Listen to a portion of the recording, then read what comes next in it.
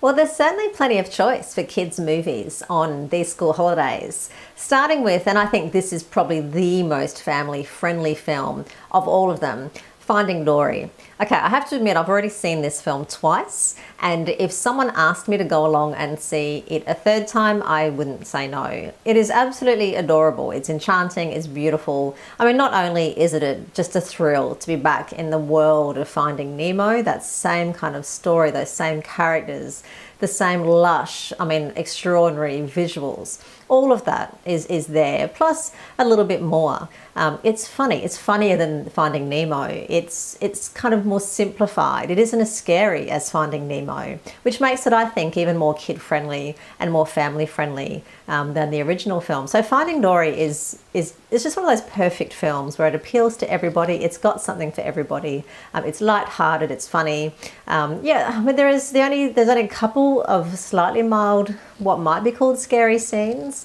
One of them, you know, our main characters are chased by a giant squid, but it's over fairly quickly. I mean, you do see snappy teeth and that kind of thing, but generally that really probably is the most kind of tense scene throughout the whole film. There is a few little tense scenes, but they certainly don't have the dark, scary quality that say, you know, Bruce the Shark did.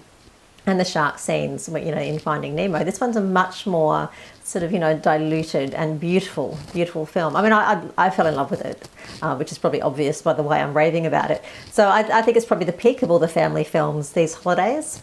Probably next up in terms of the age group and age relevance is Ice Age Collision Course. It is very family friendly. It's not as funny, like it is a little bit funny, but it's not kind of as funny as, say, Finding Dory. It's very colourful, very vibrant. It's got all the favourite characters are back again. It is a little bit more, there's a few more adult references in this film than I expected, and a lot of poo jokes throughout the film. Kids seem to love them. They really do. I mean, I kind of find them a little bit ugh. But your kids will enjoy it. There's also a few kind of adult references to marriage and parenting and courtship, engagement, you know, all of that. So it's a little bit kind of adult in some ways, but generally it's a kid-friendly, family-friendly film. If anything, it's a very simple plot, so there isn't a whole lot to follow, so it's quite easy to watch for any age. And it actually touches on a little bit of science, which is quite nice because kids love science and they love hearing about the science behind things. And this film actually goes into some detail talking about meteors and talking about cosmic cleansing, talking about, you know, the apocalypse and how animals were wiped out, say how dinosaurs were wiped out, which I think is actually quite nice. It takes that opportunity to educate. Next up is Alice Through the Looking Glass. There are still some screenings showing of this film.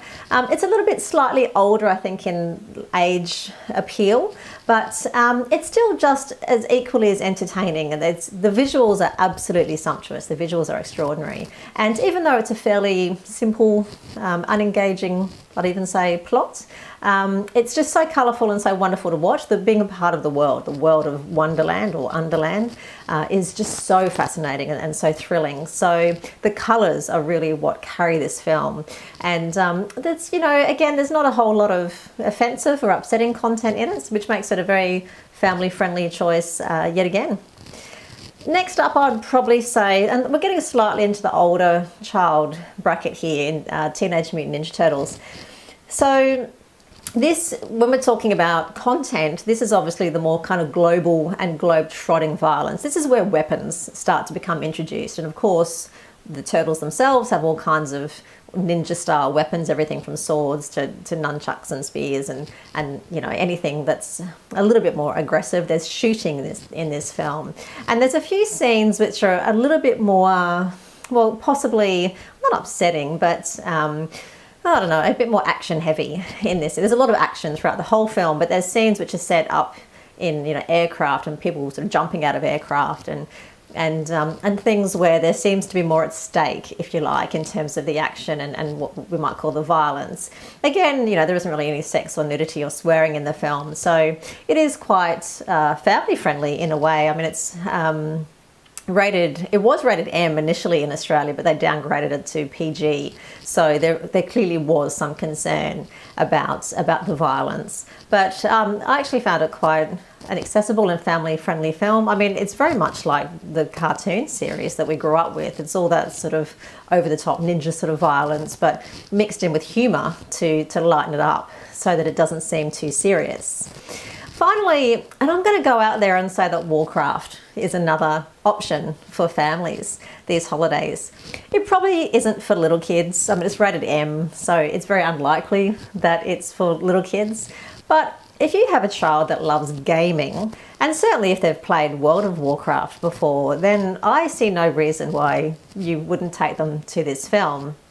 Again, it is very action heavy, I mean extremely action heavy, and it's exactly the kind of action that you find in gaming. It's those huge big crowds and extended and epic battle sequences where lots and lots of weapons are used, and there is quite a bit of, well, I'm going to call it blood and gore. There's skeletons and skulls, particularly characters wearing skulls and skeletons, and the idea of conquest. So it is war, it's the World of Warcraft. So there are clans battling against other clans. It's very much how the game plays out, to be honest. So, but there really isn't any reason why, if your child has not played the game, why they wouldn't want to go and see the film.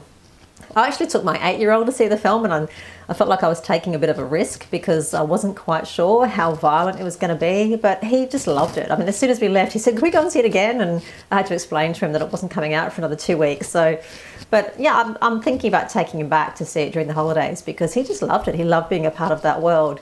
It's much more serious. It isn't very funny or humorous, so it's not the sort of thing you'd go to see as a family to have a laugh. It's very serious. It takes itself very seriously. But yeah, like it is exactly what you'd expect in terms of a film which is about gaming and in particular the World of Warcraft. So that's pretty much a very quick wrap up of films that are available to you this school holidays. It looks like it's going to be a bit of a wet one, at least here in Queensland. So whatever you do, enjoy your holidays, and hopefully I'll see you at the movies.